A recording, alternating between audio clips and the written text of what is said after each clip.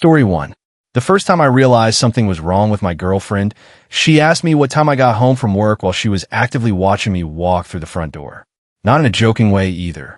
She looked genuinely confused, like she had no memory of the last 10 seconds. Her name was Ava, and before everything went bad, we had the kind of relationship people constantly told us they were jealous of, which, honestly, made it worse later. We met during my second year of college after getting assigned to the same marketing project. She was one of those people who could talk to literally anyone without seeming fake about it.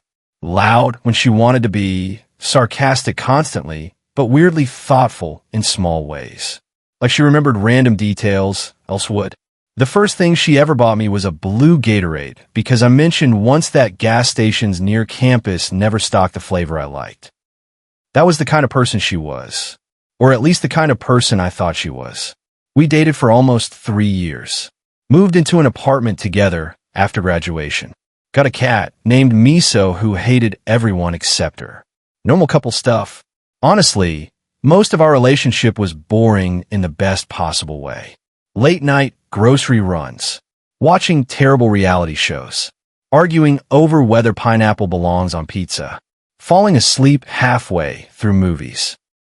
The kind of small, ordinary things you don't really appreciate until they stop feeling normal. And the scary thing is, I can't even tell you exactly when that happened. There wasn't one big moment where everything changed. It happened slowly, quietly, like watching somebody drift farther away while still standing right next to you. At first, it was forgetfulness, small things. She'd ask me the same question twice within a few minutes. Forget conversations we'd had the night before. Leave cabinets open constantly. Lose her phone 3 times a day. Nothing alarming initially. Everybody gets stressed. And Ava was definitely stressed. She started working in a new architecture firm downtown about 6 months earlier, and the hours were brutal. Some nights she came home so exhausted she'd barely even eat dinner before falling asleep on the couch. I figured burnout explained most of it. Then the sleepwalking started. The first time scared the hell out of me. I woke around 3 in the morning because our bedroom light was on. Ava stood beside the dresser, staring into the mirror completely motionless. At first, I thought she was awake. Then I noticed her eyes, half open, unfocused. I sat up slowly. Ava. No response. She just kept staring at herself. The room felt weirdly quiet except for the soft buzzing from the bathroom light. Ava. This time, she blinked slowly, then turned her head toward me in this stiff, unnatural way that made my stomach tighten immediately. What? She whispered. You okay? She looked genuinely confused, then glanced around the room like she didn't recognize where she was. A few seconds later, she started crying. Not loudly. Just silent tears rolling down her face while she kept staring at me. I had a dream somebody was standing over us. I remember trying to laugh it off. You were literally the one standing over me. That got a tiny smile out of her, but she still looked shaken afterward. The next morning, she barely remembered it. Over the next few weeks, it kept happening. Not every night, just enough to become unsettling. Sometimes I'd wake up and find her standing in the hallway. Sometimes sitting at the kitchen table in complete darkness. One night, I found her trying to unlock the apartment door at 4 in the morning. That one genuinely scared me. What are you doing? She looked at me blankly. I heard somebody outside. There's nobody outside. She frowned. No, they were knocking. There hadn't been any knocking. I knew because I'd been awake scrolling on my phone 10 minutes earlier. Still, she looked so genuinely disturbed that I checked the peephole anyway. Nothing there. After that, I started sleeping lighter, always half expecting to wake up and find her wandering somewhere again.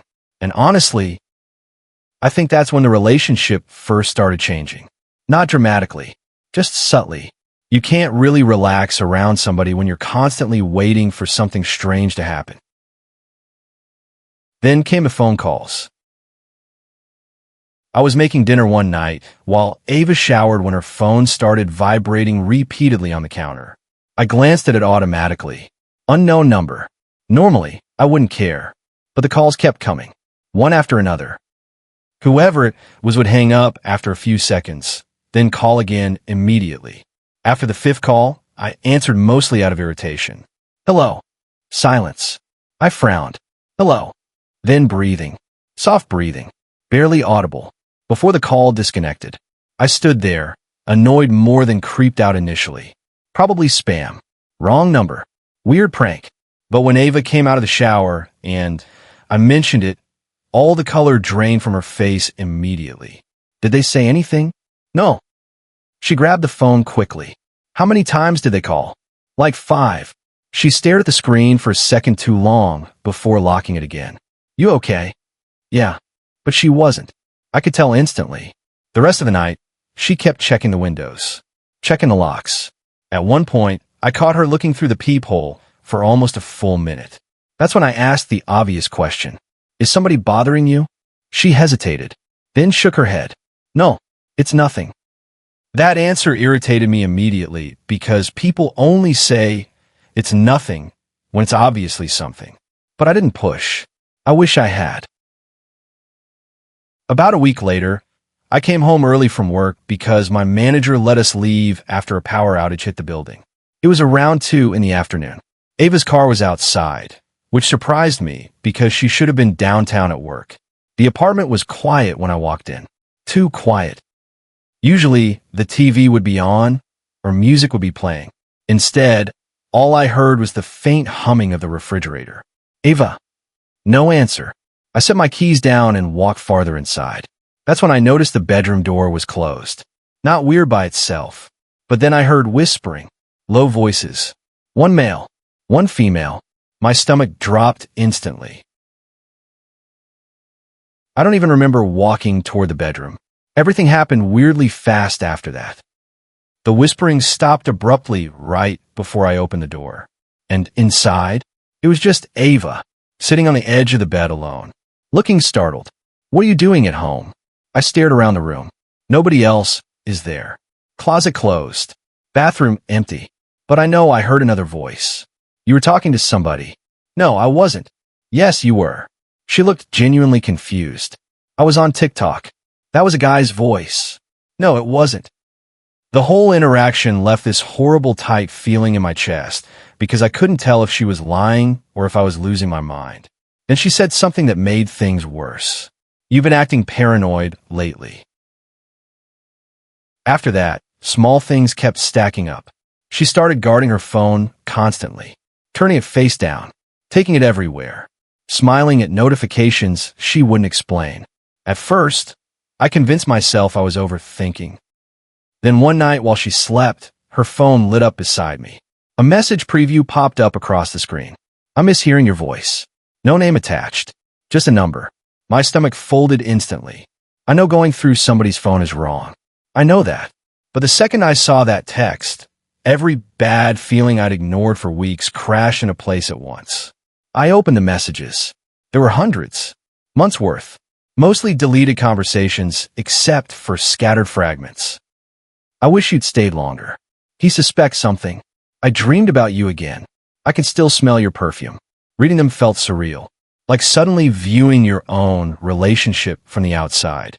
This wasn't flirting. This was emotional affair territory at minimum. Possibly worse.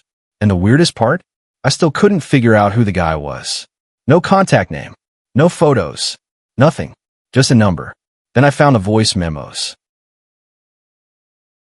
There were maybe 15 recordings. Most are only a few seconds long. I played one quietly. At first, all I heard was static. Then Ava's voice whispers. I don't think I can keep doing this. A male voice answered. Low. Calm. You don't have much longer. Something about hearing another man speak privately to my girlfriend while she slept beside me made me physically sick. I played another recording. This one sounded like they were inside a car. Ava is laughing quietly. Then the man said, he can't know yet. I stopped listening after that. My hand was shaking too hard. I confronted her the next morning before work. And honestly, I expected denial, excuses, maybe even anger. Instead, she just looked tired, like she'd been waiting for this conversation. How long? I asked. She sat silently for a few seconds. I don't know. Who is he? It's complicated. I almost laugh because that's such a stereotypically awful answer. What does that even mean? Then she said something I genuinely wasn't prepared for. I think he's following me. That stopped the entire argument cold. What? She rubbed her face hard. I met him a few months ago at work. Apparently, his name was Ethan. He worked freelance with her company occasionally. At first, they were just friends. Then texting. Then emotional dependency. According to her, nothing physical happened. I didn't know whether to believe that anymore. But then things got strange. She claimed he became obsessed fast, showing up unexpectedly, waiting outside work, calling constantly, getting angry when she didn't respond.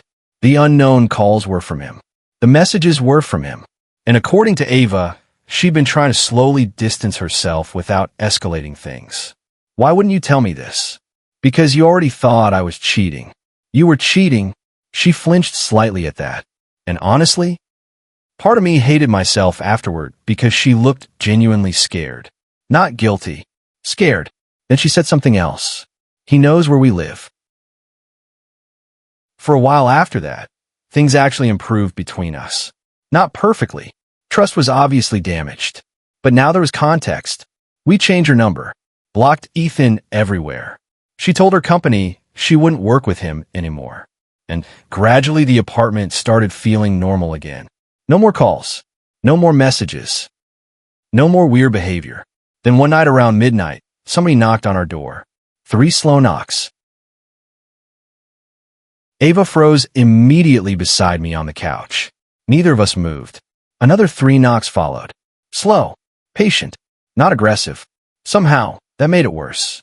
I checked the peephole carefully. Nobody there. Hallway empty. But our apartment building hallway had this weird corner near the stairwell where somebody could stand just out of sight. I stepped back slowly. Probably kids. Ava looked terrified. Then came another knock. This time from the bedroom window. We both jumped violently. Our apartment was on the first floor. The bedroom window faced the parking lot. I grabbed a kitchen knife because, apparently, horror logic fully applies to real life when you panic. Ava whispered, "Don't open it." I moved toward the bedroom, carefully anyway. The blinds were closed. The room was completely dark. My heartbeat sounded deafening by that point. Then softly, somebody tapped the glass again. I pulled the blinds open fast. Nobody there, just darkness and rain outside. But on the fogged window, words had been written from the outside. "I know you're awake." Police came, took statements, searched the area, found nothing. No cameras caught anybody. No footprints because rain washed everything away. But after that night, Ava completely unraveled. She stopped sleeping properly, started checking locks constantly, jumping at every sound. And honestly, so did I, because whoever wrote that message knew exactly which bedroom window was ours. The final night happened maybe 2 weeks later. I woke around 4 in the morning because Miso was growling. Not meowing, growling, low and aggressive from the living room. I sat up immediately. Beside me, Ava slept deeply for once. Then I heard it. Movement outside the apartment. Slow footsteps near the front door. I stood quietly and grabbed my phone. The footsteps stopped. Then came soft scratching against the door, like fingernails dragging lightly across wood. Miso hissed loudly. And then, a man whispered through the mail slot. "Ava." Every hair on my body stood up instantly. "Ava, I know you're awake." I shook her awake hard. Her eyes opened instantly, already terrified before I even spoke. Then the whisper came again. "You shouldn't have lied to me." Ava started crying immediately. I dialed 911 while backing us toward the bedroom. Then the doorknob started turning slowly. Once, twice, then violently. The entire door shook. Miso bolted onto the couch. Ava kept whispering, "Oh my gosh. Oh my gosh." The operator stayed on the line while we locked ourselves inside the bedroom. And through the apartment, we heard him walking around outside. Slow footsteps circling windows. Soft knocking on glass. At one point, he started laughing quietly. Not loud, crazy laughter either. just soft amusement. Like this entire situation was funny to him. Then suddenly everything went silent. Dead silent. Until the operator said police were arriving. That's when we heard running footsteps outside. Fast, desperate, followed by a car speeding away. Police eventually found Ethan 3 towns over, sitting in his car outside another apartment complex. Apparently, he'd been stalking Ava for months, tracking her routines, watching our apartment, waiting outside her office. They found photos of her inside his car. Pages of handwritten notes, too.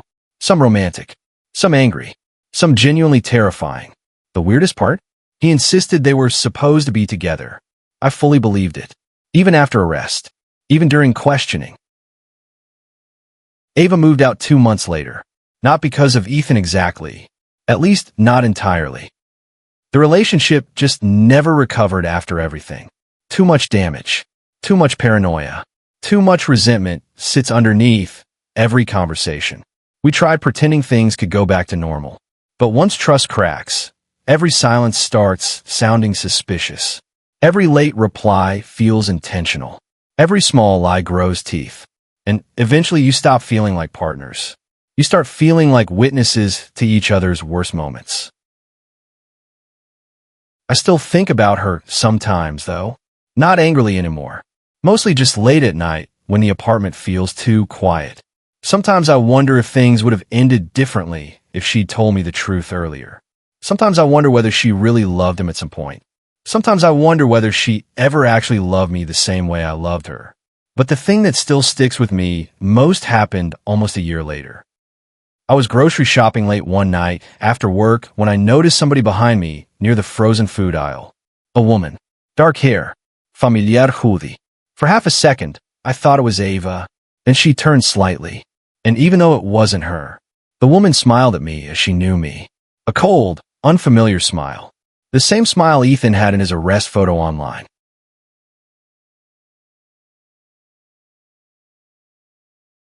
Story 2. The first time my girlfriend accused me of cheating, I laughed because the evidence was so ridiculous that I genuinely thought she was joking. She stood in our kitchen holding a receipt from a gas station 20 minutes away from where I worked and asked me why I bought 2 coffees at 11:30 at night. The problem was, I had never been to that gas station before in my life. At that point, Mia and I had been together for almost 4 years. We met during community college, stayed together after transferring to different schools, and eventually moved into a small apartment together about an hour outside the city after graduation. Our relationship honestly wasn't dramatic at all, which is probably why everything that happened afterward hit me so hard. We weren't one of those couples constantly fighting or breaking up every few months. Most of our lives together were incredibly normal. We worked during the day, watched movies at night, argued over stupid things like whose turn it was to do laundry, and spent way too much money ordering food instead of cooking. It was comfortable, predictable, the kind of relationship where you stop thinking about whether it'll last because you quietly assume it already will. Mia was the organized one between us. She planned everything, remembered birthdays, kept calendars on the fridge, and somehow always knew when bills were due without needing reminders. Meanwhile, I was the kind of person who forgot his wallet in the car 3 times a week and once showed up to work wearing 2 different shoes because I got dressed in the dark. She used to joke that if we ever broke up, I'd accidentally die within 6 months because nobody would remind me to eat vegetables anymore. That was the version of us before things got weird. Before the receipts. Before the missing time. Before I started questioning whether I was losing my mind. The receipt should have been meaningless. That's the thing that bothered me most later. It was such a tiny, stupid thing to start unraveling our relationship. Mia had found it in the pocket of my work jacket while doing laundry. 2 coffees. 1 pack of gum. Purchased at 11:38 p.m. on a Wednesday night. She wasn't even initially angry when she brought it up. Mostly confused. She asked casually who I was with because she assumed I'd grab coffee with somebody from work after my shift ended. Except I work mornings. I was home by 6 every evening that week. And when I told her I'd never seen the receipt before, something changed in her face immediately. Not anger. Suspicion. The kind that settles quietly behind someone's eyes and doesn't fully leave afterward. At first, we both assumed the receipt somehow belonged to someone else. Maybe the jacket got mixed up at work. Maybe it was old. Maybe one of my coworkers shoved trash in my pocket as a joke. There were 100 logical explanations. But then Mia asked why the last 4 digits of the card number on the receipt matched my debit card. That's when the conversation stopped feeling funny. I remember grabbing my banking app immediately because I was so confident there had to be some mistake. But there it was, 11:38 p.m. Purchase approved. The exact amount is printed on the receipt. I actually felt my stomach drop because I had no memory of buying anything that night. None. Mia stared at me while I scrolled through my transactions again and again, like somehow the answer would magically appear if I looked hard enough. You seriously don't remember? No. You had to have been there. I'm telling you I wasn't. You used your card. I know that. The conversation spiraled from there, not into screaming or anything dramatic. Honestly, that almost would have been better. Instead, it turned into one of those awful, tense, quiet arguments where every sentence sounds careful and suspicious. Mia kept asking questions I couldn't answer. Who was the second coffee for? Why was I out that late? Why couldn't I remember any of it? And the scary part was, I started wondering the same thing. For the next couple of weeks, things mostly went back to normal on the surface, but there was this weird tension underneath everything now. Mia didn't fully believe me anymore, and honestly, I didn't fully trust myself either. I started paying more attention to the little things I normally ignored. Random purchases I didn't remember making. Small chunks of time that felt fuzzy. At one point, I found a parking receipt in my car from a garage downtown that I had absolutely no memory of using. Another night, I noticed mud on my shoes even though I hadn't gone anywhere except work and home. I tried rationalizing it. Stress, exhaustion, bad memory. I've been working longer hours lately at the warehouse, and some days genuinely blur together. But once you start noticing gaps in your memory, every small inconsistency suddenly feels terrifying. Then Mia started acting differently too. She became quieter around me, more observant. I'd catch her watching me, sometimes with this subtle, guarded expression, like she was trying to decide whether I was lying to her or not. She stopped leaving her phone around me, started asking oddly specific questions about my schedule. And one night while we were watching TV, she randomly asked whether I'd ever cheated on anyone before. The question came completely out of nowhere. No. You tell me if something was wrong though, right? What do you mean? I don't know. She shrugged without looking at me. You've just been weird lately. That word bothered me more than it should have. Weird. Because deep down I knew she was right.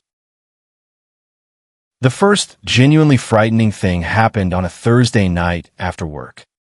I remember the day clearly because it had been raining non-stop since morning, and the warehouse roof was leaking again, which meant everybody spent half the shift irritated and exhausted. I got home around 6:30, ate dinner with Mia, watched an episode of some terrible reality dating show she liked, and eventually fell asleep on the couch around 10. The next thing I remember was waking up in my car. At first, I genuinely thought I was dreaming.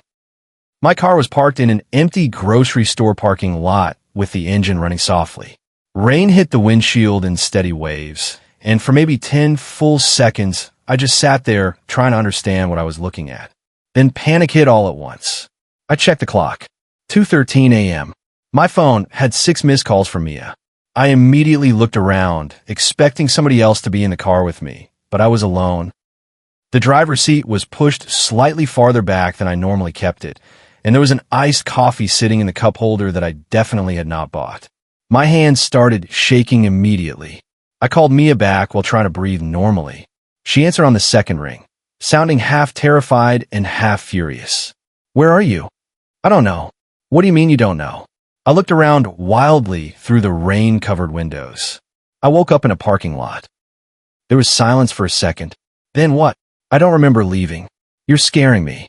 At that point, I was scaring myself too. When I got home, Mia looked genuinely disturbed. She kept asking whether I drank anything that night or took anything at work. I hadn't. She wanted to go to a hospital immediately, but honestly, I was too embarrassed and confused to even know how to explain the situation. What was I supposed to say? Hi. Sometimes I teleport to grocery store parking lots and forget entire hours of my life. Instead, we stayed up until nearly sunrise, talking through every possibility we could think of. Sleepwalking, stress, some kind of neurological issue. Mia even asked if I could have hit my head at work and forgotten. Then she asked something that made my stomach tighten. Did you check your phone? I hadn't. And apparently, during the missing time, several messages had been sent from my phone.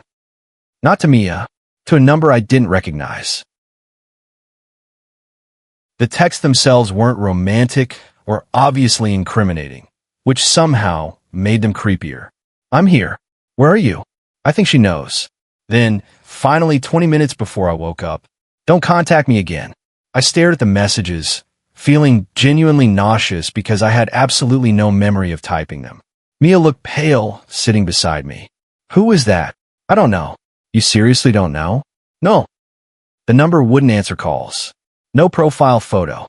Nothing online is connected to it. Eventually, Mia stopped talking entirely and just stared at the wall while I sat there, trying to understand how my own phone suddenly looked unfamiliar to me. That was the first night I truly started wondering whether something was seriously wrong with my brain.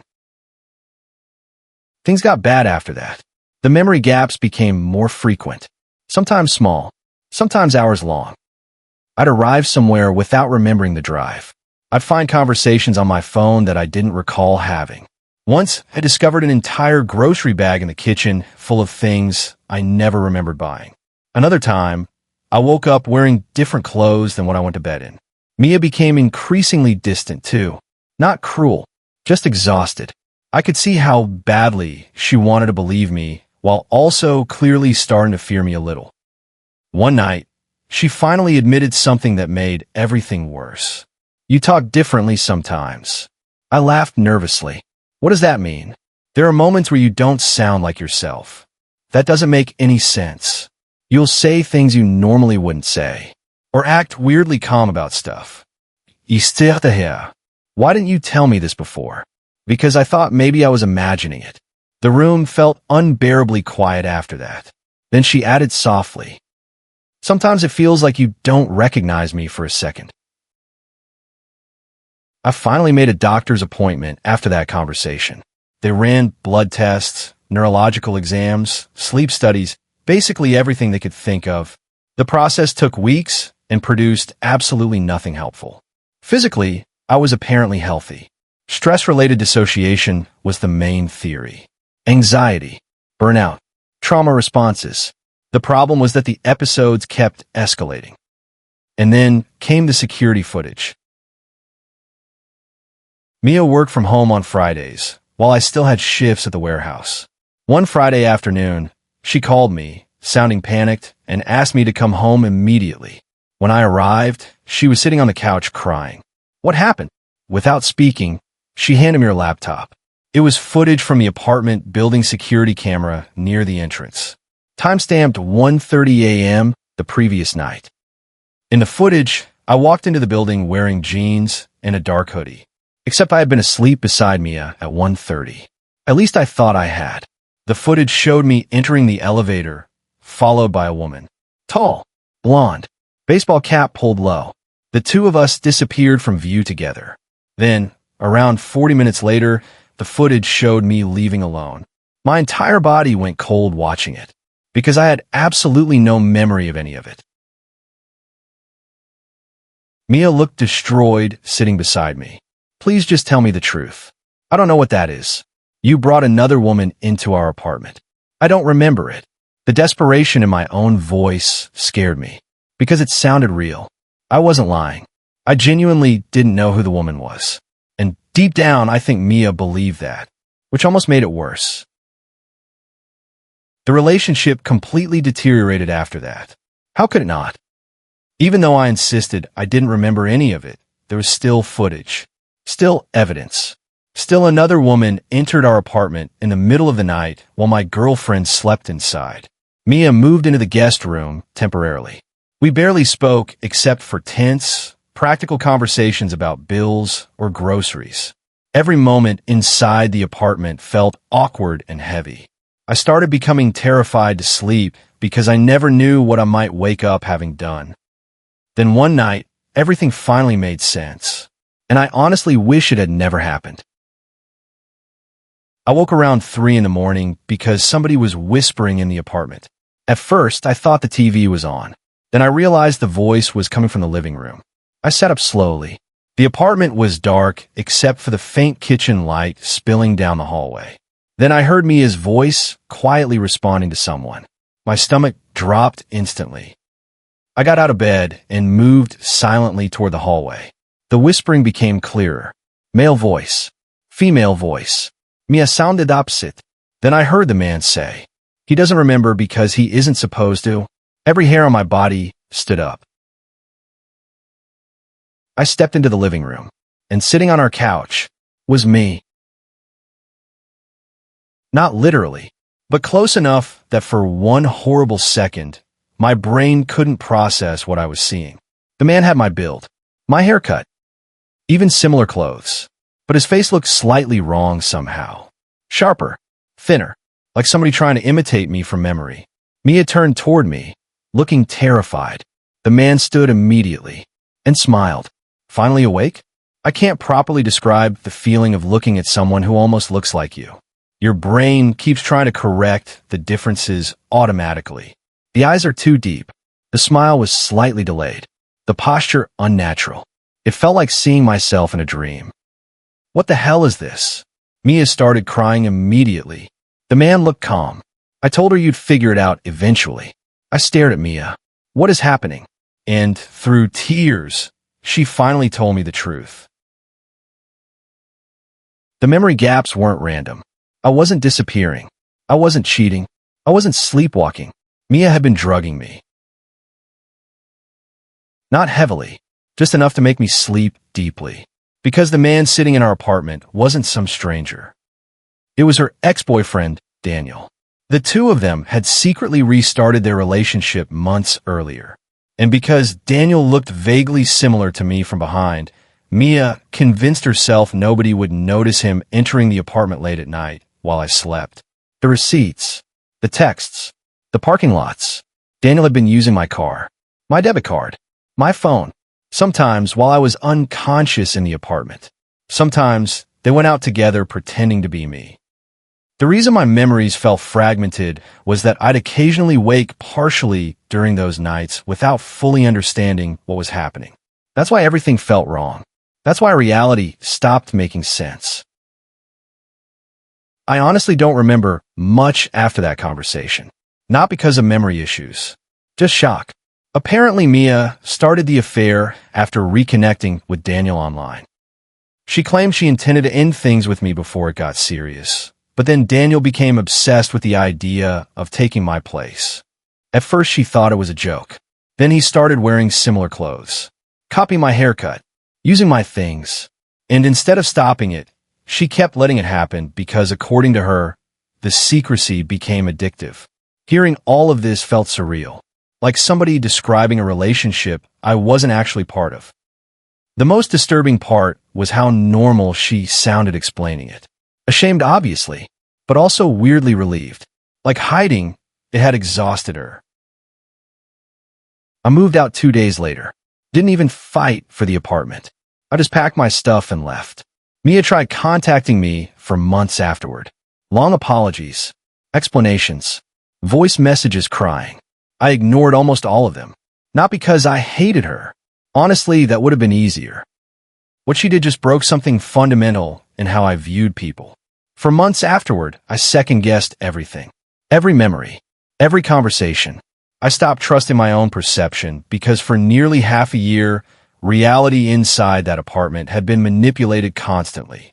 And the worst part? Sometimes I still wonder how many nights Daniel stood over me while I slept. How many conversations happened in the next room while I was unconscious? How many times I almost woke up fully and saw him? About 8 months later, I ran into Mia completely by accident at a grocery store around midnight. She looked exhausted, older somehow, We talked awkwardly for maybe 2 minutes near the frozen food section before silence settled between us. Then before leaving, she said something that still bothers me. You know the scary thing? I frowned slightly. I think he wanted to become you more than he wanted me. I didn't respond. And as she walked away, I realized something that made my stomach tighten. The hoodie she was wearing belonged to me.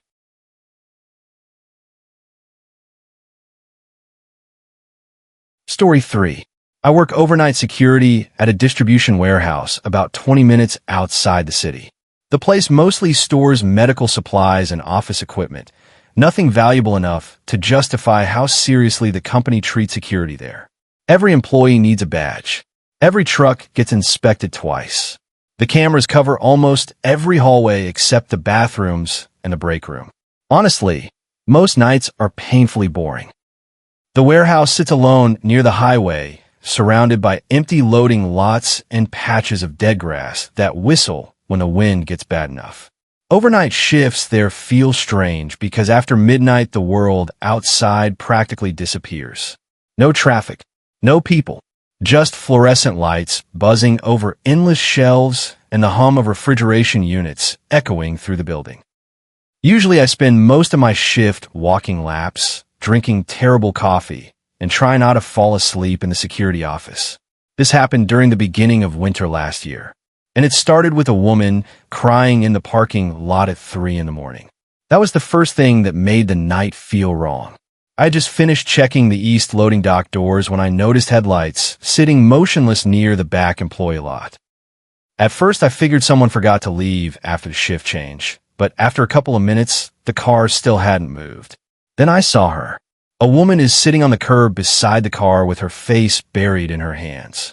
I remember stopping near the glass entrance doors, debating whether or not I should go outside. Technically, we're not supposed to approach people off company property during overnight hours unless there's an emergency. But she looked genuinely upset. So eventually I grabbed my jacket and went out there. The cold hit immediately. One of those dry, freezing nights where your nose burns the second you breathe in. As I got closer, she looked up quickly, like I'd startled her. She looked around my age, maybe mid-20s, wearing jeans and a dark green hoodie. Her mascara was smeared slightly beneath her eyes, and her hair looked messy like she'd been running her hands through it for hours. "Sorry," I said. "I just wanted to make sure you're okay." For a second, she looked embarrassed. Then she laughed quietly and wiped her eyes. "Yeah, sorry. I know this looks pathetic." "No, not pathetic. Just concerning." She smiled a little at that. I asked if her car broke down. She shook her head. "No, I just needed somewhere quiet." There was something weirdly honest about the way she said it. Not dramatic, just exhausted. I should have gone back inside after that. Instead, we stood there talking in the cold for almost 20 minutes. Her name was Natalie. She'd apparently just driven around for hours after finding out her boyfriend had been cheating on her. The way she talked about it felt painfully real too. Not angry, more numb than anything, like she was too emotionally drained to even cry properly anymore. I related to it more than I wanted to admit. My ex moved out about 4 months earlier, and even though I pretended I was over it, nights were still the worst part. Something about empty apartments after midnight makes every failed relationship feel louder. Eventually, I offered to let her sit inside the lobby for a bit to warm up. Technically against company policy, but overnight security gets lonely. And honestly, I think I just didn't want the conversation to end. Inside the building, the fluorescent lighting made both of us look exhausted. I got her a coffee from the vending machine, and she sat across from me in the security office while old camera feeds flickered across the monitors behind us. It felt strangely natural talking to her. Too natural. Usually, conversations with strangers have awkward pauses or forced politeness. With Natalie, it was immediate, easy. Within an hour, we were joking around like old friends. At one point, she glanced at one of the security monitors and asked, "Do you ever think about how creepy warehouses are at night?" I laughed. Constantly. "No, seriously," she said. "Places like this feel wrong after everyone leaves. Like buildings aren't supposed to stay awake without people in them." That sentence stuck with me longer than it should have. Around 4:30, she finally stood up. I should probably go before I become part of the furniture here. I smiled. You sure you're okay to drive? Yeah. Then she hesitated near the office doorway. You work tomorrow night? Unfortunately. She smiled slightly. Maybe I'll come bother you again. Then she left. I watched her headlights disappear onto the road and honestly felt lighter than I had in months. That should have been the end of it. But the next night, around 3 in the morning, her car pulled into the lot again. After that, it became a routine. Every couple of nights, she'd show up during my shift. Sometimes we'd sit in the office talking. Sometimes we'd walk laps through the warehouse while I checked doors. She had this dry sense of humor that constantly caught me off guard, too. One night, while we walked past a massive stack of boxed office chairs, she quietly said, "If civilization collapses, this building becomes very important. You stay here." What? Because eventually someone's going to want to sit down? I laughed so hard I nearly dropped my flashlight. Being around her felt easy in a way I hadn't experienced in years. But after about 2 weeks, little things started feeling off. Not dangerous at first, just strange. The first weird thing was how much she seemed to know about me. Not major things, little details. Like one night, she randomly asked, "Did your upstairs neighbor ever stop vacuuming at midnight?" I looked at her, confused. "I never told you about that." She froze slightly, then smiled. "I think you did." "No." For a second, something unreadable crossed her face before she shrugged it off. "Maybe I heard you mention it on the phone." That explanation didn't really make sense, but I let it go. Then there was the issue with cameras. One night, we were sitting in the security office talking when Natalie glanced toward the monitor wall behind me and suddenly went quiet. "What?" I asked. She pointed. "Camera 12. The rear hallway camera." At first, I didn't notice anything unusual. Then I saw it. A man is standing motionless near the loading dock doors. Just standing there. My stomach tightened instantly. The weird part was that I had checked that hallway maybe 5 minutes earlier. No one was there. I zoomed the camera in. Middle-aged guy, dark jacket, hands in his pockets. Not moving. "Employee?" Natalie asked quietly. I shook my head. "Novak." I immediately grabbed my flashlight and radio. "You stay here." The rear hallway felt colder than usual as I approached. My footsteps echoed off the concrete walls while the fluorescent lights buzzed overhead. At first, I didn't see anyone. Then I rounded the corner. The man stood exactly where he'd been on camera, just staring at me. There was something deeply unsettling about how still he was. Not drunk, not confused, just watching. "You can't be in here," I said. No response. I took another step forward. "You need to leave." The man slowly smiled. Not friendly, not angry, just wrong somehow. Then he turned and calmly walked through the emergency exit door into the darkness outside. By the time I reached the door, he was gone. Completely gone. I went back to the office feeling unsettled enough that even Natalie noticed. "You okay?" "Yeah." But honestly, I wasn't. Something about that guy bothered me. The way he looked at me felt personal somehow. Like he recognized me. The next night, Natalie didn't show up. Neither the night after that. At first, I figured maybe she'd just moved on with her life. But after almost a week with no calls or texts, I started worrying. That's when the notes started appearing. The first one was taped to my apartment door. "Leave her alone." That was it. No name. No explanation. I stared at the words for almost a full minute. My first thought was Natalie's ex-boyfriend. She'd mentioned him a few times, but never in detail. Apparently, he didn't handle the breakup well. Still, something about the note made my chest tighten. The handwriting looked shaky, aggressive, like whoever wrote it pressed the marker hard enough to tear the paper. I checked the hallway. Empty. That night, I barely slept. Every tiny sound in my apartment suddenly felt amplified. Pipes creaking, cars outside, footsteps overhead. At around 2:30 in the morning, I heard 3 soft knocks on my front door. Not loud, gentle, almost polite. I froze in bed listening. Another 3 knocks. Then silence. I slowly got up and walked toward the peephole. The hallway outside was empty. Completely empty. My phone vibrated suddenly in my hand, making me nearly jump out of my skin. Unknown number. The text read, "Don't open the door. My pulse skyrocketed instantly. I typed back immediately. Who is this? A few seconds later. He watches your building every night. Then another text. I am sorry. Natalie. It had to be. I called the number instantly. Disconnected. Just like that. The next night, I went into work exhausted and paranoid. Every shadow in the warehouse suddenly felt wrong. Around 3 in the morning, while checking the west storage aisles, I heard footsteps behind me. Slow, dragging slightly. I spun around, expecting another employee. Nobody. But at the far end of the aisle, one of the tall metal shelves creaked softly, like someone had just brushed against it. Natalie, I called quietly. Nothing. Then, somewhere deeper in the warehouse, a box fell. The sound echoed violently through the building. My heart started hammering. I walked toward the noise, gripping my flashlight tighter. The farther into storage I went, the quieter everything became. No ventilación. No forklifts. Just my footsteps. Then I saw movement between the shelves. Someone ducking out of sight. Hey, I started moving faster. Another glimpse.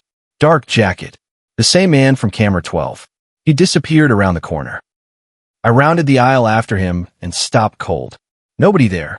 Just rows of shelves stretching endlessly under fluorescent lights. Then my radio crackled. The security office is calling me. I answered shakily. Yeah. One of the daytime supervisors sounded confused. Why is there a woman sitting outside the front entrance asking for you? My stomach dropped instantly. I ran. By the time I reached the lobby, Natalie stood near the glass doors looking terrified. The second she saw me, she grabbed my arm. We need to leave. What's going on? He found me. Who? My ex. The fear in her voice felt genuine. Real. She explained everything while we sat in my car outside. Apparently, after their breakup, he became obsessive.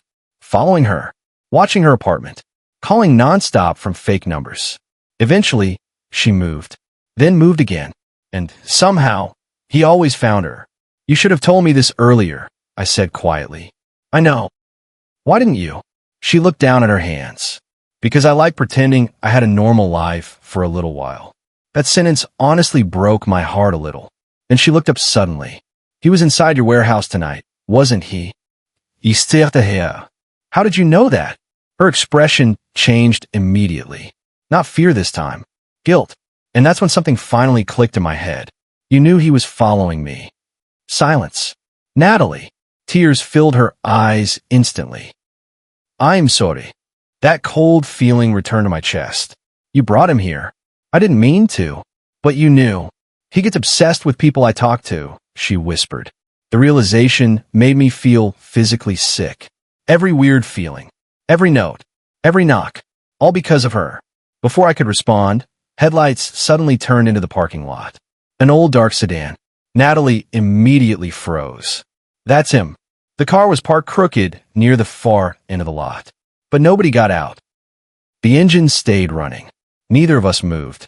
Then slowly, the driver's door opened. A man stepped out. Even from far away, I recognized him instantly. The warehouse guy. He just stood there beside the car staring at us. Motionless. Then he smiled. That same empty smile. Natalie started crying quietly beside me. He likes making people scared first. Call the police. He'll leave before they get here. Then we leave. I started the car. The second my headlights came on, the man suddenly began walking toward us. Not running. Walking calmly. That somehow made it worse. I pulled out of the lot fast enough that my tires squealed. In the rearview mirror, I watched him stop in the middle of the parking lot, still smiling, while our car disappeared onto the road. I drove Natalie back toward town while she explained more. Apparently, her ex never threatened people directly. That was the terrifying part. He just watched, followed, appeared places he shouldn't have known about, sometimes for months. She told me that one woman he became fixated on found photos of herself taped inside a parking garage stairwell. Another found her own house keys placed carefully on her windshield. No violence, just constant psychological terror. The entire drive, I kept checking mirrors, expecting headlights behind us. At some point, Natalie quietly asked, "Do you hate me?" I thought about it honestly. No, And weirdly, I meant it. Mostly because she genuinely looked destroyed by all of this. Like she'd been living terrified for years. When we reached her apartment complex, she grabbed my wrist before getting out. "You can't come back here." "What?" "He knows your car now." I looked around uneasily. The parking lot was empty. Silent. Then I noticed something sitting beneath my windshield wiper. A folded photograph. My stomach dropped instantly. I grabbed it. It was a picture of Natalie and me sitting inside the security office together, taken through the warehouse window. On the back, written carefully in black ink, "You look happy." Neither of us spoke for several seconds. Then from somewhere across the parking lot came this soft sound of clapping. Slow. Calm. We both turned. The man stood near the far corner of the building, partially hidden in darkness, smiling, watching us. Natalie immediately whispered, "Drive." I didn't hesitate. As I pulled away, the man never moved. He just stood there clapping slowly while smiling at the car disappearing into the night. The police eventually got involved after that. Reports were filed. Patrols increased. But nothing really happened, because technically, he hadn't done anything violent. No threats, no assaults, just stalking, just watching, which apparently isn't enough until somebody ends up dead. A month later, Natalie moved away again. Different state this time. Before leaving, she hugged me outside the diner where we first started talking. "I'm sorry," she whispered again. Then she got her car and left. I haven't seen her since. But now and then, usually late at night after work, I still notice the same dark sedan parked somewhere nearby. At gas stations, across apartment lots, once outside the grocery store near my building. Always far enough away that I can't fully see the driver. Maybe it's paranoia. Maybe it's a coincidence. That's what I keep telling myself anyway. But sometimes when I get home after overnight shifts, I'll sit in my parked car for a minute before going inside. Because every once in a while, in the darkness between the apartment buildings, I can feel someone watching me, waiting patiently, like eventually he'll decide to come say hello again.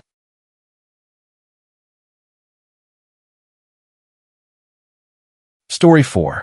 I started working overnight security at a self-storage facility after getting laid off from my warehouse job last winter. It wasn't something I planned on doing long-term, but the pay was decent, the shifts were quiet, and honestly, I liked being left alone. The facility sat on the edge of town beside a half-dead industrial park where most of the buildings had been abandoned years ago. During the day, it looked normal enough. Families rented units while moving houses, contractors stored equipment there, and college kids shoved furniture into units during summer break. But at night, the place felt completely different. The rows of storage buildings stretched so far into the darkness that your flashlight never seemed strong enough to reach the ends of them. Every hallway between the units looked identical. Long, narrow paths with roll-up metal doors on both sides and motion lights that buzzed overhead before flickering on one by one. The first week was easy. I mostly sat in the office watching cameras while occasionally driving the golf cart around the property. My manager, Doug, was in his late 50s and had worked there forever. On my second night, he handed me a ring of keys and said something that stuck with me longer than it probably should have. Don't go into occupied units unless somebody's actively screaming for help. He laughed after saying it, but not in a way that sounded like a joke. I asked if they'd had break-ins before. All the time, he said. People hide in units, too. Homeless sometimes. Junkies. Couples trying to hook up. One guy lived in one for almost 3 months before anyone realized. That already made me uncomfortable enough, but then he added something else while staring at the camera monitors. If you hear banging after 2 in the morning, ignore it unless you see something on camera first. I remember laughing a little. What kind of banging? You'll hear it eventually. Then he just walked into the back office and changed the subject completely.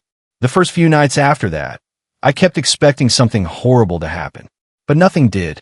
The place was mostly dead overnight, except for the occasional customer accessing their unit late. Sometimes I'd hear weird metallic noises echoing through the rows, but the storage facilities settled constantly.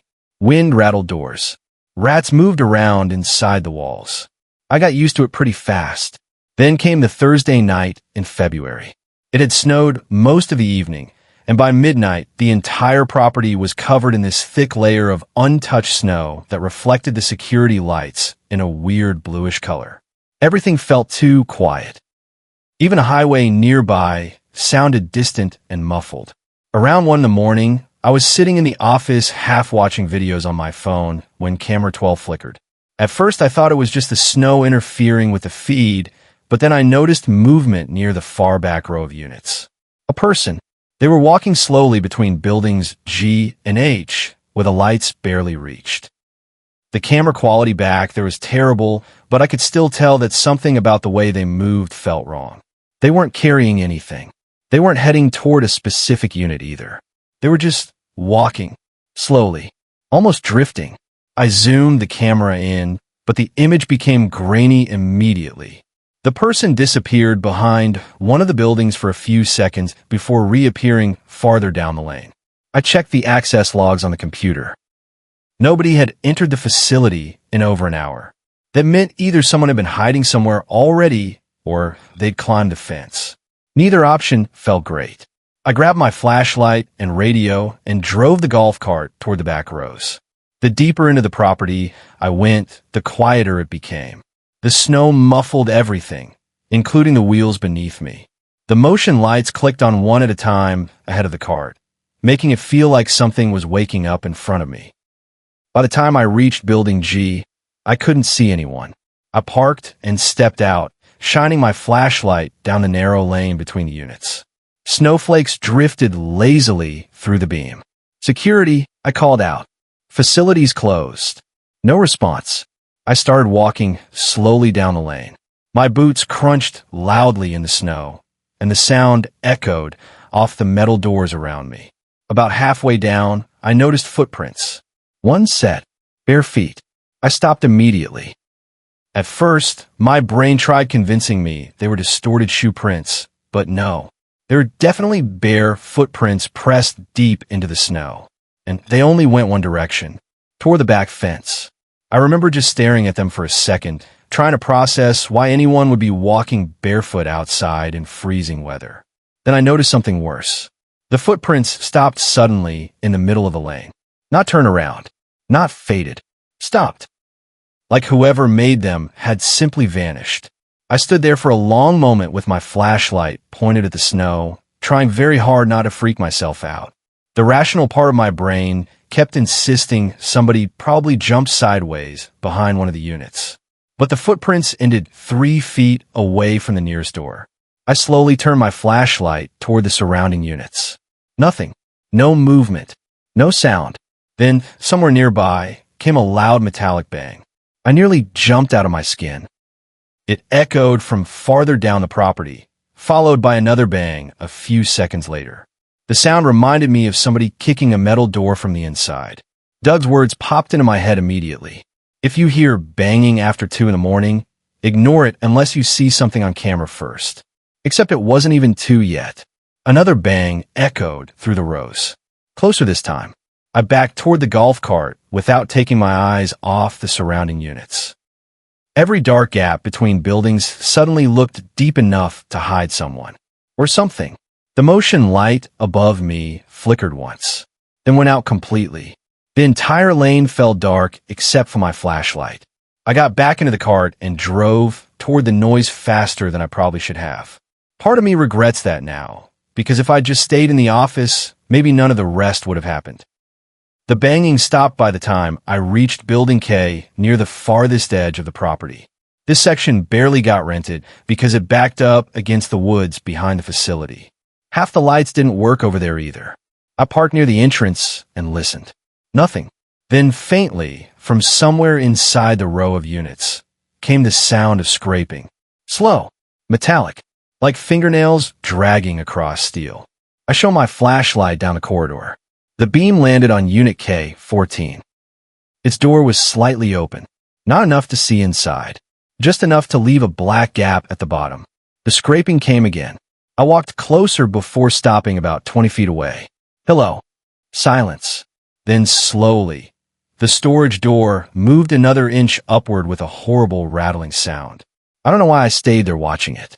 Curiosity maybe, Or that stupid human instinct that convinces you every terrifying thing has a normal explanation.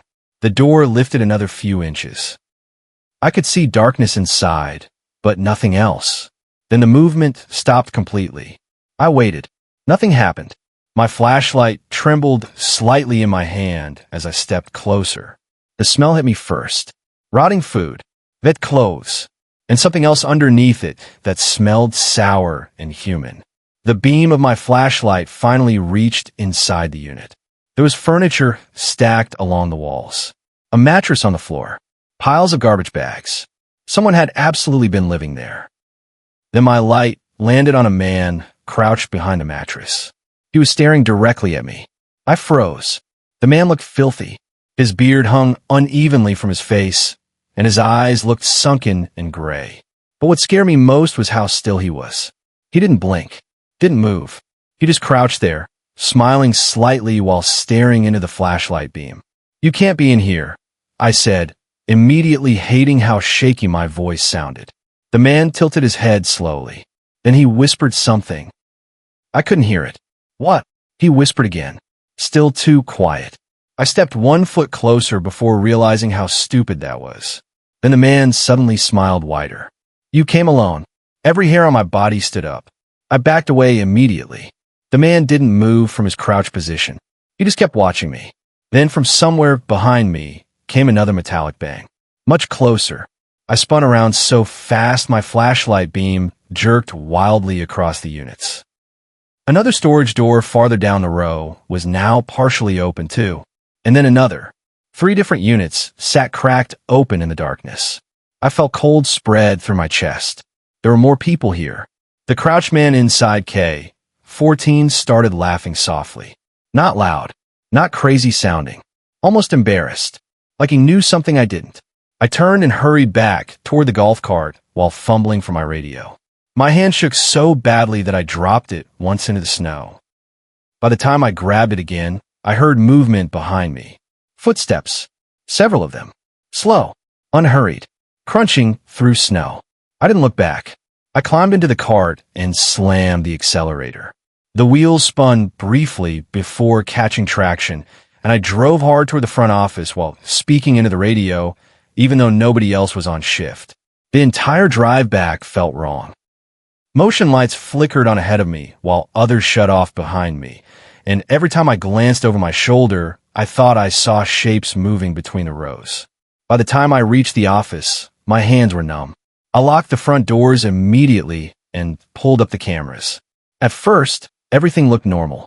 Then I switched to camera 12 again. The back rows were full of movement now. People, at least 4 or 5, maybe more. They walked slowly between the units without speaking. Most wore oversized coats or hoodies. One appeared barefoot. Another camera showed someone standing perfectly still beside the fence, staring directly toward the office building. I called the police immediately. While waiting for them, I kept watching the monitors. The people never rushed or acted panicked. They just wandered the property slowly as they belonged there. Then one of them looked directly into a camera and smiled. The office lights flickered.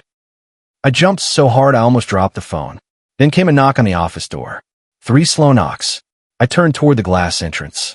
A woman stood outside. I hadn't even seen her approach. She looked middle-aged with wet hair hanging around her face. Her clothes looked layered and dirty, like she'd been wearing them for weeks. She smiled faintly when she saw me looking at her.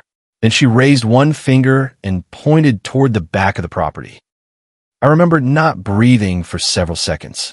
The woman mouthed something through the glass. I think she said, "He's awake." Then the lights outside shut off. Not flickered. Shut off completely.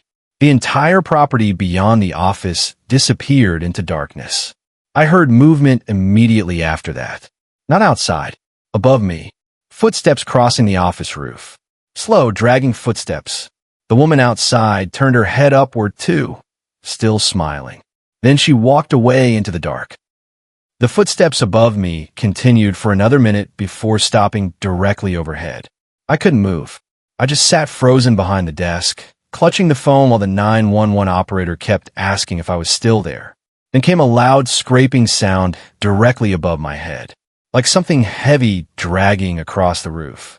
Another scrape, then another. Dust drifted down from the ceiling tiles. I genuinely thought someone was trying to break in through the roof. Then all at once everything stopped. Dead silence. About 5 minutes later, police finally arrived. By then, every person on the cameras was gone. The officers searched the property thoroughly. They found evidence that people had been staying in multiple units for weeks without management realizing. Stolen blankets, food wrappers, drug paraphernalia. One unit even had camping lanterns and batteries inside. But they never found the people themselves. No footprints leaving the property either. Which didn't make sense because the snow still covered everything. When Doug arrived later that morning, he looked strangely unsurprised by the whole thing. He reviewed the footage quietly before pausing at the clip of the woman outside the office. His expression changed immediately. He asked me to rewind it 3 separate times. Then he got really quiet. I asked if he recognized her. He hesitated before answering. "Used to." That was all he said. A few days later, I learned something that made me quit immediately. About 8 years earlier, a maintenance worker had gone missing at that facility during an overnight shift. They eventually found his body in the woods behind the storage units after the snow melted in the spring. Officially, he froze to death while intoxicated. But according to another older employee I talked to later, the man had become convinced people were secretly living inside certain units after hours. He kept reporting hearing noises at night. Scraping, banging, whispering. The weirdest part, though, was what they found inside his jacket pocket when they recovered the body. A handwritten list of unit numbers. Every single one matched the unit's police searched the night I called them, including K-14. I never went back after that night. Doug called me twice, offering more money, but I ignored both calls. A month later, I drove past the facility on my way home from visiting my parents. It was late, probably close to midnight, and snow covered the property again. As I passed the front entrance, I glanced toward the back rows. One of the motion lights flickered on briefly, and for just a second, I saw several people standing motionless between the units, watching the road, watching passing cars, waiting in the dark as they lived there.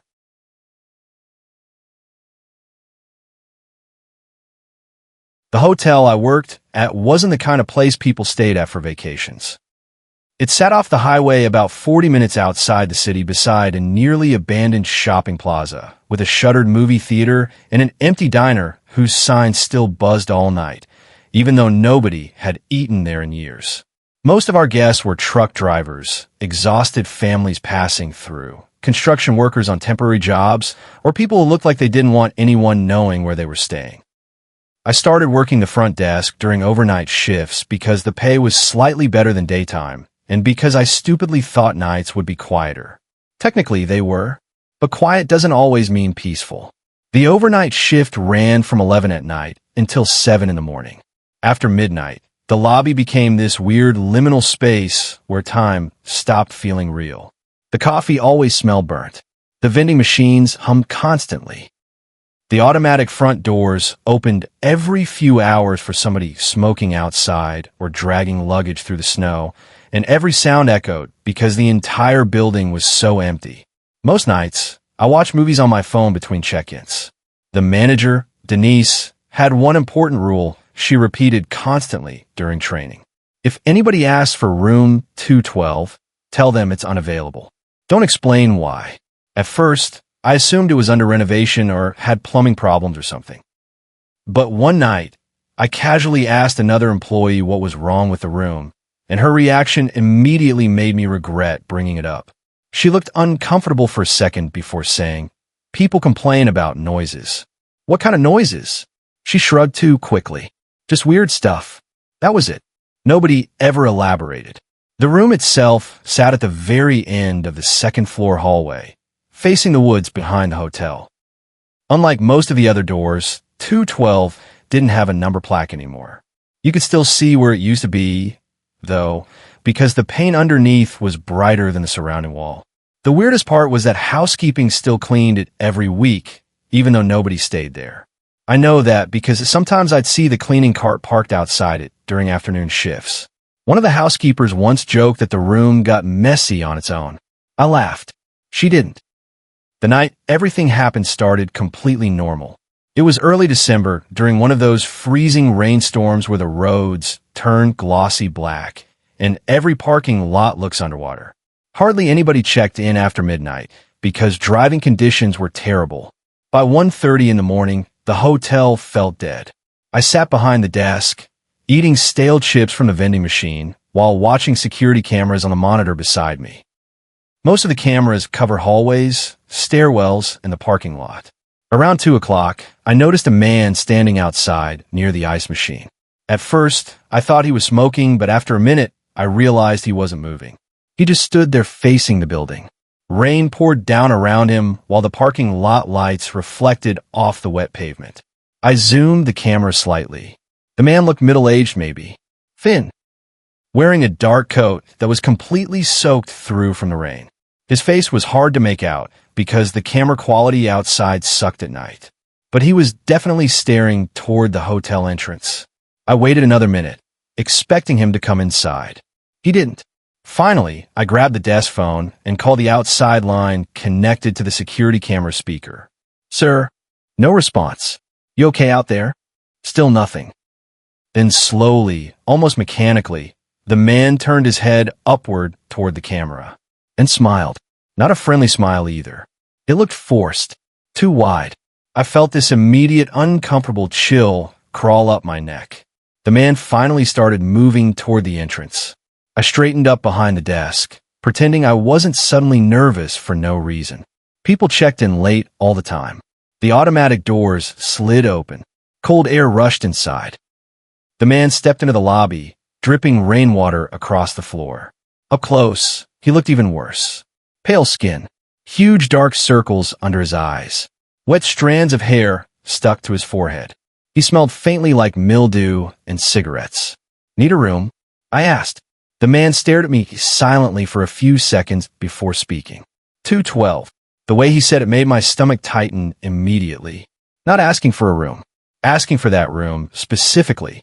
I forced a small smile. Sorry, that room's unavailable. His expression didn't change. I know. A long silence followed. The lobby suddenly felt way too quiet. The man glanced slowly toward the hallway leading deeper into the hotel before looking back at me. Is she still there? I genuinely didn't know what to say. Sir, if you need a room. She doesn't like being alone. Something about the calmness in his voice scared me more than if he'd sounded crazy. I reached for the phone beneath the desk, mostly out of instinct. The man noticed immediately. Then he smiled again. Don't worry, he said softly. She only bothers people who go inside. And then he walked out, just turned around and left. The automatic doors slid shut behind him. I stood there frozen for several seconds, staring through the glass as he crossed the parking lot. He never got into a car. He just walked toward the woods behind the hotel until the darkness swallowed him completely. I remember laughing nervously afterward because the whole interaction felt so absurd. Probably some mentally ill guy trying to freak out H.